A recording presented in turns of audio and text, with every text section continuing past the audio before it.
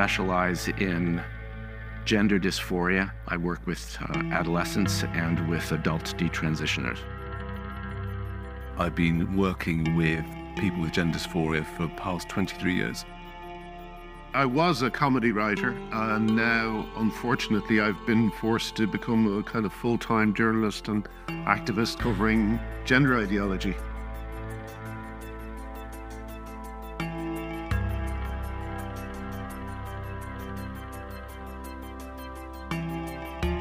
I was a pretty normal little boy for the most part. I used to like to, play in the dirt. I liked cars. I liked pretty much the normal little boy stuff. I thought being Tauran and being a man was the problem, and so I was just trying to run away from it. When I was a teen, I was bullied quite a lot by peers of my age. I started to think of myself as a failure of a man.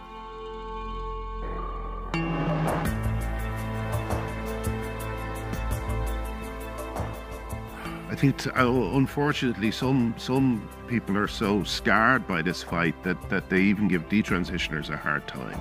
No happy person transitions because they are happy. The entire time I was trying to transition, I was just filled with shame. The whole gender ideology movement has brought us back to very regressive views of what it means to be a boy and a girl. I was trying to be someone that I wasn't. Am I gay or am I transgender?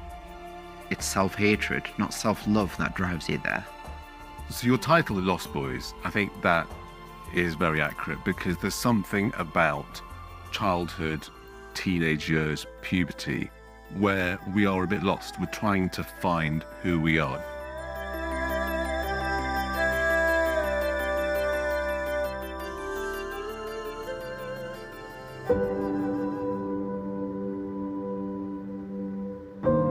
I think that we have a problem in the Western world with restrictive gender stereotypes with young boys who aren't interested in traditional male activities, who don't like sports, who shy away from competition.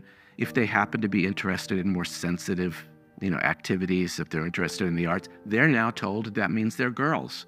That's the wrong message. If I go back and think about like my mom's side of the family, again, the men were just these like hardened blue-collar workers that only talked about cars, beer, hunting. The women really sort of ran the show, and there's just these clear, hard-cut gender roles that never got crossed. And I didn't feel like I fit into any of these. But I remember one time, like, I was going to my grandparents' house with my mom, and she like set her purse down because she was trying to carry other things. So I was like, it's okay, I'll pick it up and carry it in. And I had a family member laugh at me, like mockingly, for picking that up and carrying it in. Like, boys don't carry purses. My childhood was pretty much normal in many, many ways, other than having sort of a existential anxiety from very early childhood, because one of my first memories were associated with a funeral. So a death was always on my mind in that sense, like death, mortality, existential anxiety, which I also developed very weird a relationship with my own body. When I was a kid, I had no idea what sex is. I associated with death in a way because it's such an animalistic experience to have. And in a way, it is a way to overcome death because it's about passing your genes so they survive even though you're dying.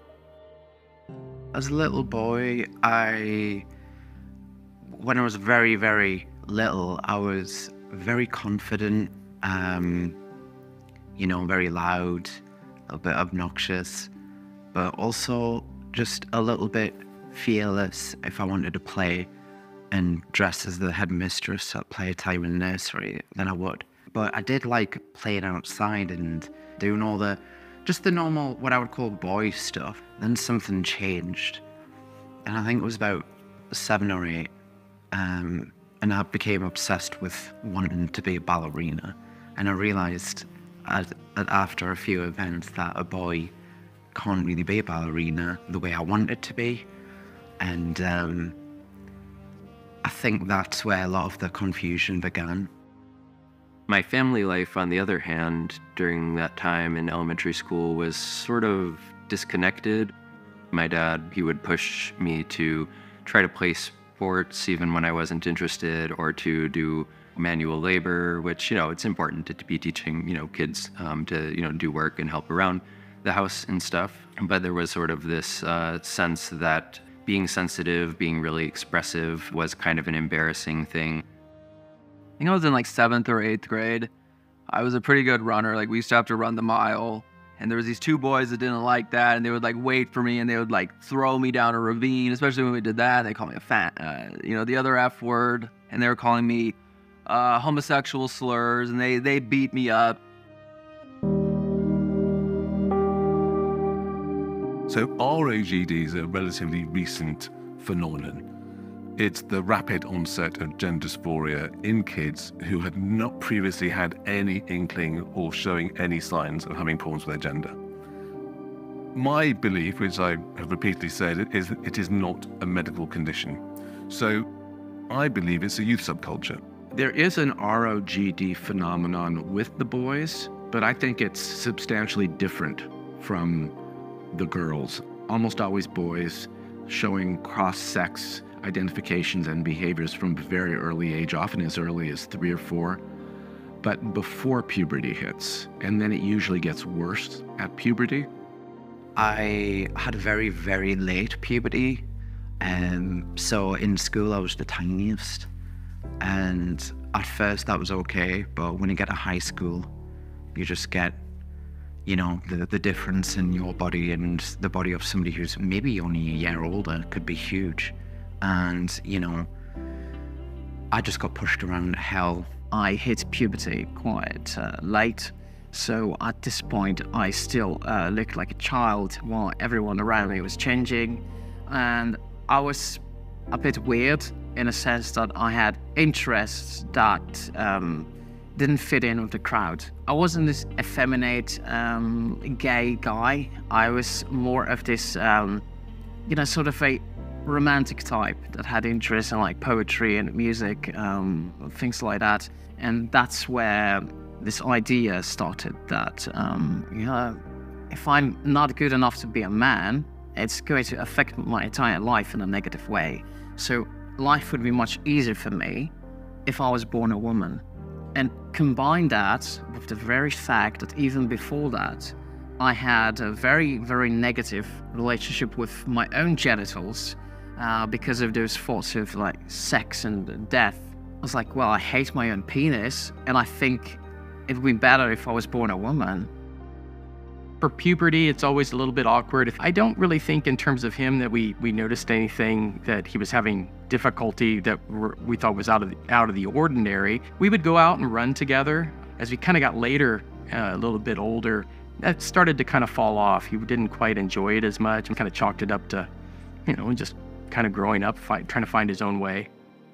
And then when he was a senior in high school, he came out to us in that he said that he's transgender. And so my wife and I were just absolutely, stunned by this because we never seen we saw any indication that this would be the case. If you have a reason to feel that you don't fit in compared to everyone else, you probably do find yourself a bit lost. And then you find somewhere where there's a group of people with who you feel they're letting you feel that you belong. So they produce this alternative reality, which fits in with gender ideology, because the whole point of gender ideology is that you give up on reality and you have feelings instead. So we're throwing out biological sex.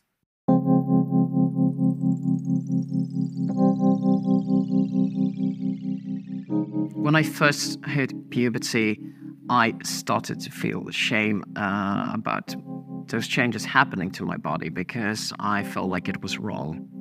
Not in the sense like I was born in a wrong body, but more that I saw it as morally wrong to develop those sorts of feelings around sexuality. There's this whole aspect of shame and just rejection around femininity or any sort of me touching femininity, I just became obsessive over. I mean, I think it was sometime 5th or 6th grade, we had the Guinness Book of World Records in the library, and I come across a page where it says sex change operations are possible. And I'm like 11 or 12 years old, and like, what? Like, what is this? And again, I was already sort of obsessing, and so that just set off that loop even more. I don't think that the strategy that we've adopted as a society, which is shame them for their innate natures, I don't think that's an effective strategy. I think it's led to a lot of these trans identification. The way I see it specifically in the actual sense of grooming is, say, a trans-identified boy has assignations online with older men who encourage him to dress up in female clothing, and they give him lots of praise. I was very, very much obsessed with the internet. I've been using the internet since I was like 9 or 10 years old. There was a lot of grooming, and by grooming I mean adults were gaining my trust when I was a child for illicit photos. They're predatory men. There's no other word for them. There's a whole predatory group of men out there who are exploiting the insecurities and shame of these young men.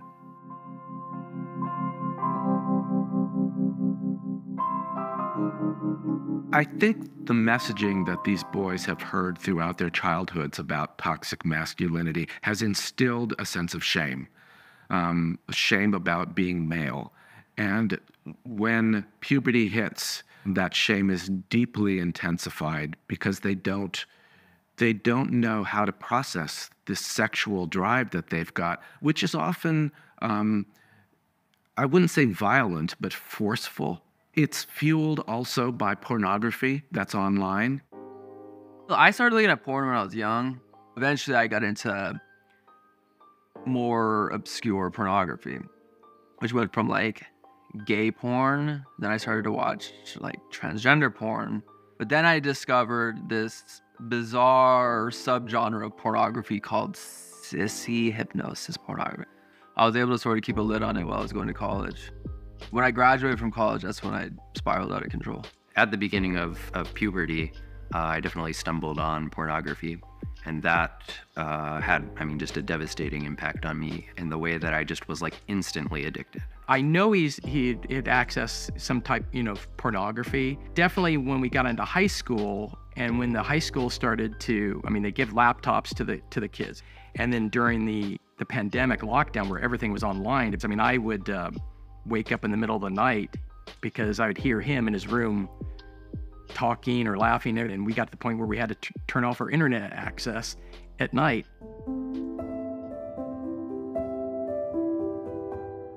I was able to sort of live and thrive off of the things that I was good at for a long time. I excelled in high school, went to a great college, did well there, but it was tearing at me. It was like I was living two lives. It was a sort of a secret struggle that just kept building because I keep hearing the messages from media, Reddit, Instagram being big things, and you see all of these people transitioning and they just seem happy. You see them on social media, they seem like they're saying it's solved all their problems. I think I knew that it was too good to be true, but I struggled with it. I didn't know who to turn to. When I look back at my population, all the males, and in those days it was mainly males, all the males would have been considered on the autistic spectrum. So the thing about the autistic mind is it's very black and white. It loves categories, it loves rules. And what I was hearing from my male patients were, well, to be male you have to be like this, this, this, and this. I'm not like this, therefore I'm other. I'm non-male, therefore I must be female. They're very dissociated from and uncomfortable with their bodies and the sensory world. They don't like touch, and the emergence of sexuality and all the sensations it's provoked is deeply disturbing and often dissociated.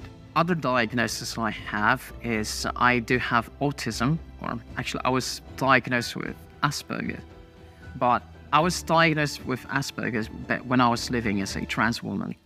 Up until I found the trans stuff, I knew I had really bad mental health issues, especially with the obsessive compulsive disorder. Someone at work, a gay guy, my age, transitioned. As the friend at work had transitioned, and I'd Googled gender dysphoria, so I typed that in, went to the NHS's website, and it was like, unease with your body, and taking risks, depression, and it was so general, actually. It was like so general. And I was like, oh my God, I've got gender dysphoria. This is what this is. This is why I'm like this. This explains everything. I found this YouTube channel where it's like this woman who, she's a therapist.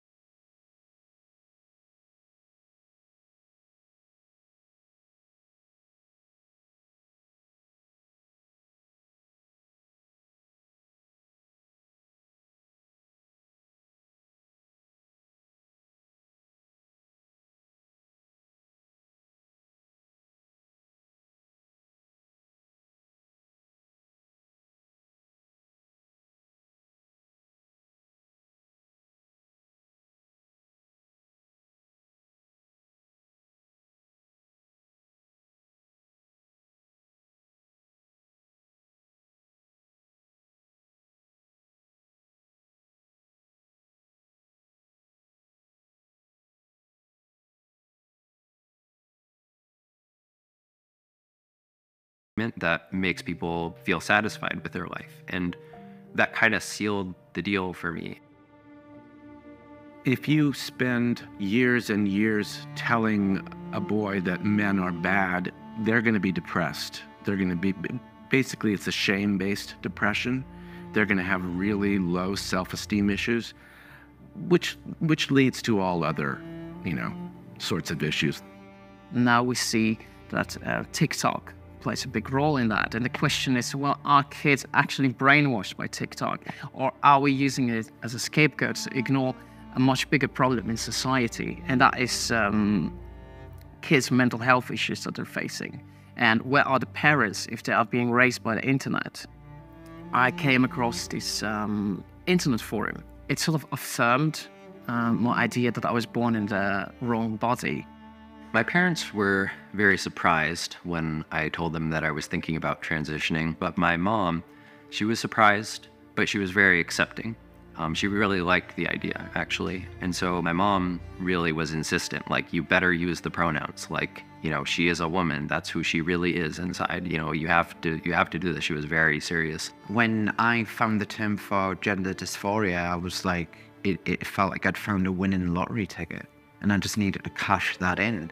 When I was 18, I've already made my mind, and I'm a very obsessive person. So when I say I'll do something, I'm doing it. There's no stopping me. When I was 19, I started socially transitioning for about 6 months or so before my therapist referred me to an endocrinologist. I tried it out, just bought women's clothes, presented that way, started telling people that I use she, her pronouns, that I used a female equivalent of my first name, and people at my school were very quickly receptive to it. I had a number of friends. A lot of the girls at the Pride group were like very serious, kind of in the same way that my mom was toward my dad, like, you better use the pronouns. After those 6 months, I thought, yeah, I want to keep doing this. It felt good. There was, as they say, kind of the euphoria. I liked the way that people treated me, so I went on the hormones. I was very happy with the way that the hormones, took my sex drive down. There's obviously a problem with young men.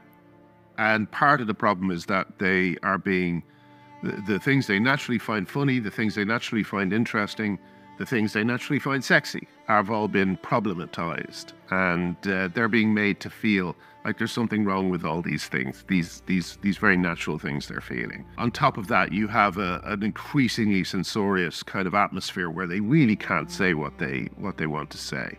Got all these emotions that you're getting told that you're actually potentially dangerous, and actually you're part of the sex that has damaged society for so long as well. So you've got a lot of guilt and burden, and you take that very literal mind, and it just goes, oh, being a man is bad. I don't want to be a man, therefore I'm a woman, or I'm a trans woman or something. I think that young men are probably in a place where they just feel they're being monitored. They have to watch everything they say, and they can't really be themselves. But I would imagine that kind of gets less true the further away you get from a laptop. It's the internet. All of this is the internet. Pretty much all the messaging they've been given during grade school and growing up in media, from their families, from their teachers, everywhere, is that men, traditional men are really bad, and that men need to be more like women. I mean, if you look at the American Psychological Association's guidelines for working with men and boys, they basically pathologize traditional masculinity. These boys grow up feeling like being a man is awful. Boys aren't allowed to be boys. Any signs that a boy has of being male and masculine, and then it's toxic, and they're told that it's unacceptable, and it is strange. It's strange that our society is in the background unconsciously punishing or looking down upon masculinity in favor of a more asexual masculinity. Not only did I find the term, but I found the community, and I went into this community, which was an old forum, and it was mainly full of older men, but I didn't realize what it was. I didn't know anything about autogynephilia, and I thought they were all trans, like me, but they weren't. At the time, I felt like, I've got a mentor now, and now I've got them freehand 24/7. And that's where I learned this idea that testosterone was actually the reason why I felt this way. It's the reason for my anger, it's the reason for my depression. In fact, testosterone is poison, and it's poisoning your body right now. Historically, we talked about transsexuals, and these were people who wanted to permanently change their bodies into the opposite sex. We used to talk about transvestites, which nobody talks about transvestites anymore, but transvestites, in my book, I describe 11 different subtypes of transvestites. They're people who don't want permanent bodily change, but they want to temporarily reside in the external appearance or the vestiges of the opposite sex. And then there's also the autogynephile, which is a sexuality, which is a man who is sexually excited by the fantasy of having female bodily parts. But all these together are labeled trans. And the problem with that is that we're meant to have a uniform understanding that's not different about all of them, but they're all very different and they're completely separate. So I ring the doctor, and I get a telephone call that very same day, more or less, or day after. And I go through me symptoms of everything. And the doctor notes everything down. I told him about the homophobia. And then she sends that off to the gender clinic. Anyway, and I got told there's a 15-month wait. Got my private assessment in the January, and I went up to Scotland to get it. I was 26 at the time when I started the GnRH anti-androgen blocker. I started on an estradiol tablet, and it was a very low dose. So for about 2.5 years, my estrogen levels were more or less 0, or close to, because I just wasn't getting the right dose. So I was basically blocked for like 3 years, more or less. And then eventually I got put on the estradiol, And the first question I got asked by the NHS psychiatrist was, do you want genital reassignment surgery? And that was my very first psychiatric session at the NHS. And I was like, I don't think so. I think I want therapy, to be honest, and I want help with the OCD, because it was still a big problem in the OCD. And I was like, okay then. And then signed us up to a gender therapist. And I had nearly 100 sessions with him. It was like a half-hour conversation just talking about what I wanted to do, what I wanted to accomplish with transitioning. And within 30 minutes of a Zoom conversation, I had a prescription for estrogen. I was on the hormones for about 15, 16 months. I'm doing my hair, I'm wearing women's clothes, trying to look pretty typical. Like I was trying to blend in. There's only one national hospital in Norway that treats transgender patients, and I never got there. And I was never sent there in the first place, because first I had to be sent to a clinical psychiatrist or a psychologist who would then send me there. But I never got to speak to one, because it can be so hard to find a therapist in Norway. You basically have to be almost suicidal in order to get help.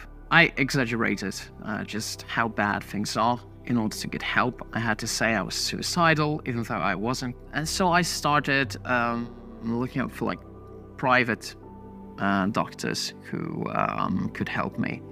When I seen a private doctor, I got my first prescription in a matter of 5 days.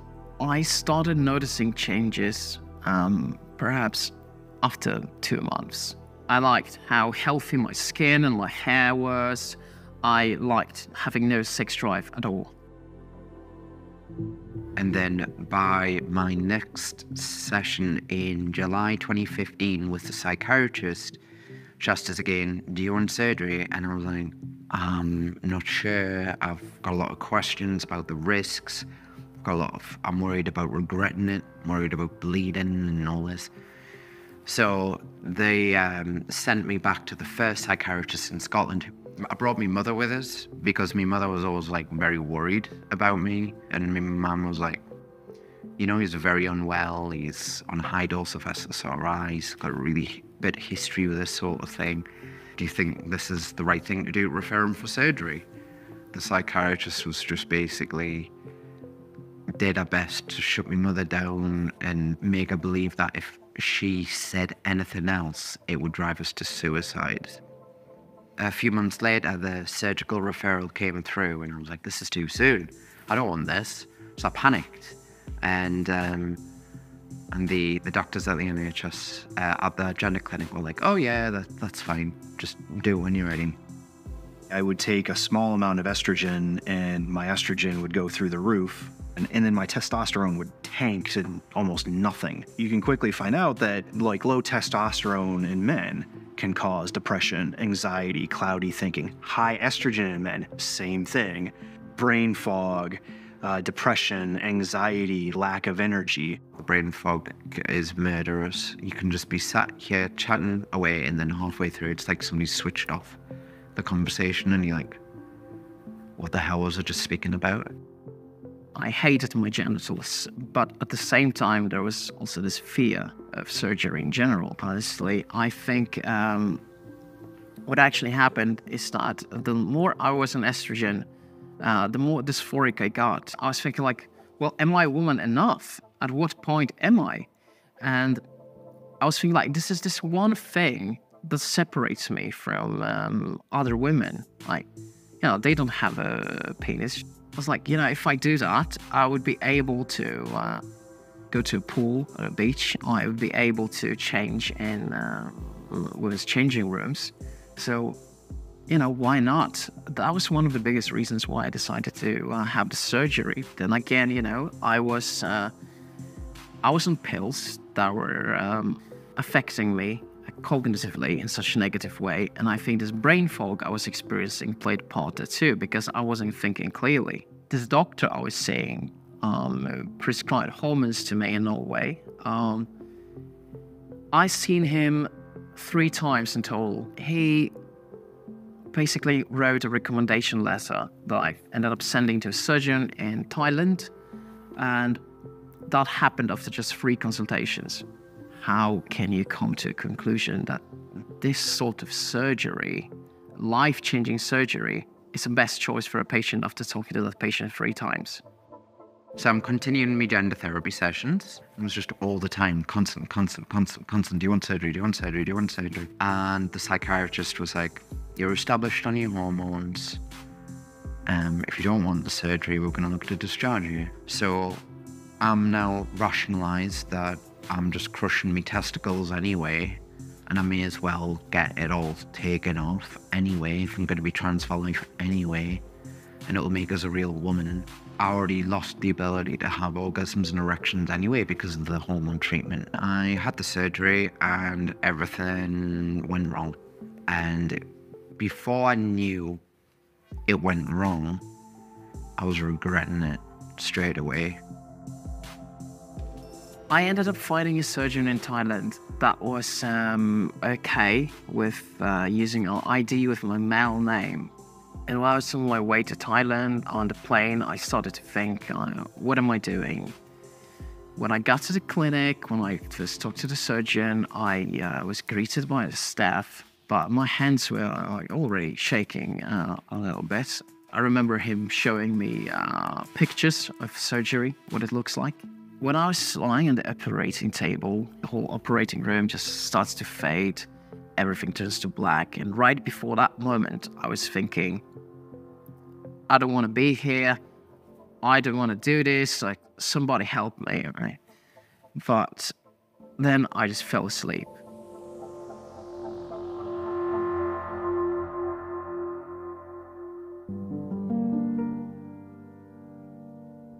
It took me a while before I realized where I was and what has happened, what I have done to myself.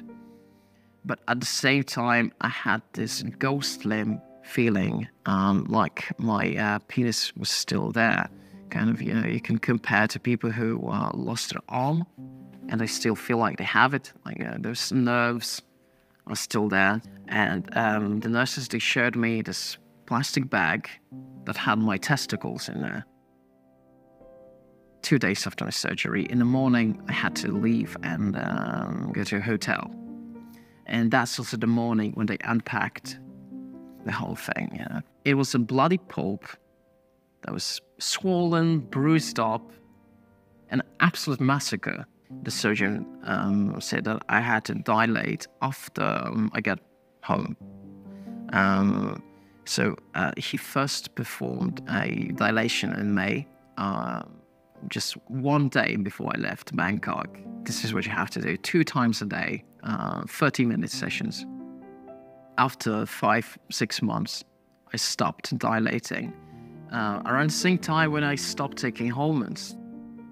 My realization that transition was a mistake was very, very sudden. The epiphany moment was the tension, the inner tension that created. It just told me again, but that's because I wasn't born female. I didn't go through female socialization. I don't know how to interact with women the way that other women interact with each other. There's really like deep aspects of being male that I can't bypass. Is this really something that I would want to be fighting against for the rest of my life? I had seen what I was really looking for in life and what I really wanted, and realized that all of these steps that I was taking to try to somehow be my true self were actually taking me away from my true self, were actually taking away from who I was. I lived as a trans woman for like 3 years or so. And I was sexually assaulted at the time. I was catcalled, all of that. It certainly played an important part why I detransitioned after the sexual assault. In other ways, it's easier to live as a man, to be honest. But I didn't know that at the time. What the surgeon did on this day is he wheeled over on his chair, like very lazily, and he just had this handheld mirror as the nurse was changing like the bandage on the suture line, and he just shoved it in my face so I could perfectly see what it was. And I just gasped. It was a stop dead feeling that, you know, something's really, really wrong here. And then a day or so later, I'd examined myself in the mirror, and it was just savage. It literally looked like an animal had bit at the flesh and all the blood had drained out and there was no more to bleed. And it was just hacked flesh and just didn't look good at all.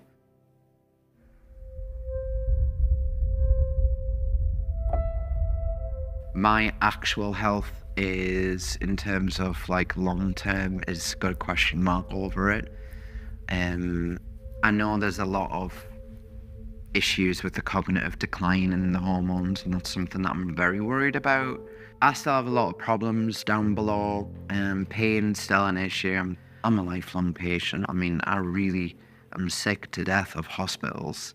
I think as more and more stories come out, I think that it'll become easier for detransitioners. And the next thing that needs to be done urgently is, creating a framework whereby they can live the rest of their lives, probably having to deal with a lot of medical issues that they really shouldn't have. It's been 9.5 years almost since the surgery. When it comes to my mental health, I went through hell. I went hell and back. After that, I went through a period of addiction after my surgery. I think for a long time, I was just trying to forget what happened. I'm at peace that I'm a man and I cannot change that. And I think of it as a biological reality. In Norway, we don't really have a word for a detransitioner. There is a word which means can be loosely translated to a regretter. I knew in my heart straight away that I'd regretted it. I didn't dare tell my mother, especially because my mother was like, I'm worried you're going to regret this. I first announced my regret to my gender therapist, and it was 3 months after surgery, and I was still recovering because I still had a lot of complications. I had bleeding, I had infection, and I had really, really bad, I think they call it stenosis, which is the tightening of the urethra. And I mean, the agony was the levels of pain I've never felt in my life. I hated life, and I hated what I'd done. Told me gender therapist, and he was like, I said, I think I regret this. And he said, no, you don't regret this. You've got OCD. So eventually they referred us for OCD treatment about 1.5 years after the fact. And I got reassessed for my mental health issues about 1 year after. And they said my regret was because of unstable personality disorder. And then I got discharged. That was it. I never really felt suicidal or anything, so I took estrogen. It didn't make my life any better. In fact, it made my life worse because I started to feel really depressed. I think when I went and saw these gender therapists, a good therapist, I think, would have said, well, maybe you're transgender, who knows? But like, let's get sober for a while and then let's revisit this topic. But that's not what happened. Well, I went to a series of drug rehabs after college, and I finally went to one that, like, kind of helped me. And I was just like, I don't want to keep doing this. I could have a good, fruitful life. I could have a career. I could be somebody. The last time I used drugs or alcohol was December 18th, 2018. I got a normal job. I joined society in a meaningful way, I guess. But anyway, I decided to play the tape back of everything I had been through. And I looked at my old yearbooks one day. When I was at my mom's house, I looked at my 3rd grade yearbook, and I'm just like, what? I was a little boy. I wasn't into girl stuff. It just seemed so fake and silly and just contrived. I was always putting on this act. I was always doing this fake voice. I just always felt out of place. I started feeling gender dysphoria when I was dressing like a chick. I was like, this is silly. I don't want to be a part of this anymore. I'm blessed to have woken up and seen that partway through the process. But what about those that do take all of the steps and then are left with nothing? All I know is that I've gotten to this point today where I've learned a lot about myself, how I fit into the world, and how the world works. I've figured out a lot of the root causes that led me down to the decisions that I made, and I know that I can make different decisions going forward. And also grieve and be frustrated with the fact that it wasn't all my fault either. The last thing I think about in a day is my son. And then first thing when I wake up, before I'm even out of bed, first thing I think about is my son and what's going on with him. What I'm also finding is that they invest so much in their trans identities and coming out that they kind of neglect, I think deliberately, the other chores of adolescence, which is to transition into adulthood, to figure out how you're going to be an adult, who you are as a person, what your career path is going to be, how you're going to make a living. I needed a good group of friends. I started going to therapy again. I finally started to get in touch with the D-Trans Discord server, a support group online. So those were really important, really indispensable kind of supports for me to have to be working through all of that.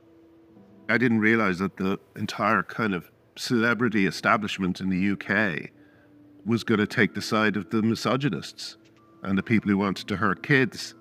But that's what happened, and I kind of lost everything. Lost my family, lost my career, because, you know, they targeted my wife, they targeted my employers, because these lunatics will just threaten to boycott anything that involves me.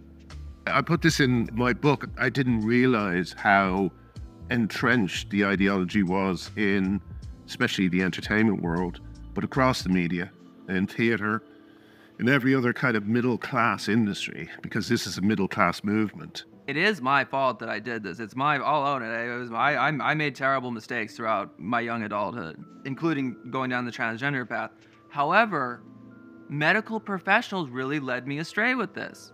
Some people they're messed up for life. I'll never be able to have kids. My rugged masculinity is never gonna come back.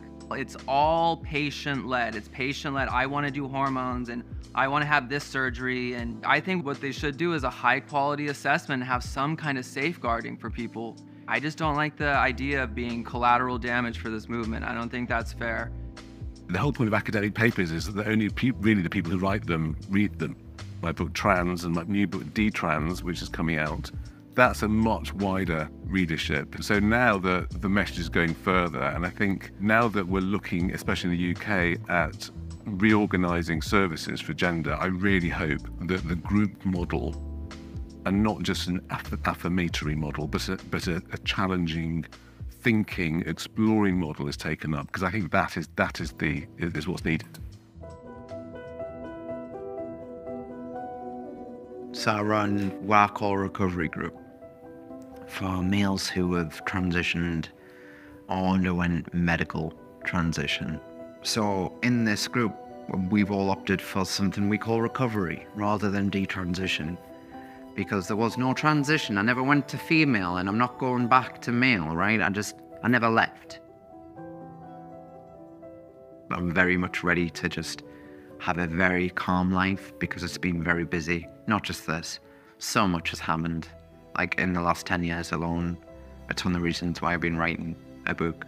It's my story, it's my full story.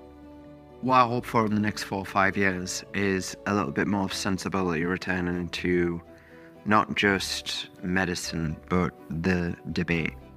I started mixed groups of people who had not had the operation, people who had regretted it, detransitioners, and that was my secret formula, my secret sauce, because the people who were saying how wonderful and this was a great solution, it was going to change their life, were faced by people who were saying, well, you sound just like I sounded like 10 years ago, and look at me now. And that was far more powerful than coming from me. And that was the formula that seemed to work. Honestly, I feel a lot better. I can mingle with society. I've joined some men's clubs, started playing the piano again. I like to go to the ocean on a weekly basis. My father and I are very close again. My mom and I to some extent. My sister, she texted me once. She saw me like interviewed by someone. She just said like, wow, like, you look like a handsome, strong man or something like that. I have hobbies and interests. I don't spend all day arguing with people on the internet, and I advise everyone not to do that. There's no point. There's no point. When I was a young man, I was alienated and I was not a part of anything. But now I have lots of friends and, you know, I socialize regularly in healthy ways, sober ways. In the future, I plan on having a fruitful, healthy, happy, wealthy life. I want to go to law school, be a businessman. I'm starting an organization in Norway, giving better mental health help to detransitioners in Norway, because at this point, there is none. I'm doing this in good faith. I'm not, it is just out of good faith. Show me the evidence and let's have an open discussion about that. As soon as I ask that question and people want to shut me down, I have a real problem with that as far as being as a scientist. Because if you're not allowed to ask questions, I don't know how you can do science.